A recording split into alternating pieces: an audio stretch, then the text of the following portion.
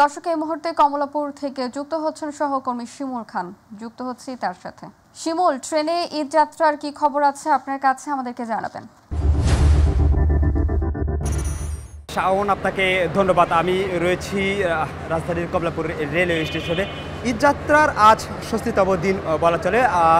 আজকে থেকেই ছুটি শুরু হয়েছে। সেই ছুটিতে ঈদ যাত্রার যারা গ্রামের পথে ছুটছেন তারা কিন্তু অত্যন্ত সুশৃঙ্খলভাবে ছুটছেন। তারা আসলে যারা সকাল থেকেই বিভিন্ন গন্তব্যে যাওয়ার জন্য চেষ্টা করছেন তারা কিন্তু আসলে আমাদেরকে একটু জানাবেন আসলে কোথায় যাচ্ছেন, কেন যাচ্ছেন? কিশোরগঞ্জ যাচ্ছি ঈদের ছুটিতে পরিবারের সাথে, বন্ধু-বান্ধবের সাথে ভালো সময় কাটানোর জন্য। ট্রেনে যে আসলে টিকিট ব্যবস্থাপনা সেটি কেমন ছিল? মোটামুটি ভালো।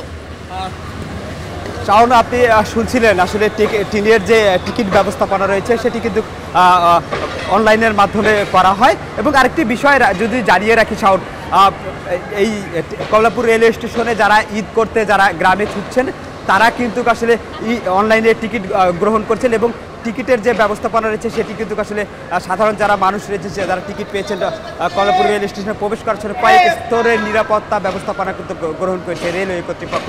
এবং ট্রেনের ছাদে যারা প্রত্যেকবারই ভ্রমণ করে থাকেন সেই যাত্রীদের নিরুৎসাহিত করা হয়েছে। এখানে মোবাইল কোর্ট কিন্তু পরিচালনা করেছে। একটি ট্রেন কিন্তু কিছুক্ষণ আগেও ছেড়ে গেল, আপনি দেখতে পাচ্ছেন। আমি সেটি দেখানোর চেষ্টা করছিলাম। এবং যারা যাত্রী সাধারণরা ছিলেন তাদের কিন্তু এবারে কিন্তু এই ঈদ যাত্রায় কোনো অভিযোগ নেই রেলওয়ে কর্তৃপক্ষ। প্রত্যেকটি ট্রেনের যে শিডিউল ছিল সেই শিডিউল অনুযায়ী তারা কিন্তু কমলাপুর রেলওয়ে স্টেশন ছেড়েছেন। শাওন, এই ছিল আমার কাছ থেকে কমলাপুর রেলওয়ে স্টেশন থেকে সর্বশেষ আপডেট। শিমুল, আপনাকে ধন্যবাদ। দর্শক, কমলাপুর রেলওয়ে স্টেশন থেকে ঈদ যাত্রার সর্বশেষ খবর জানাচ্ছিলেন সহকর্মী শিমুল খান।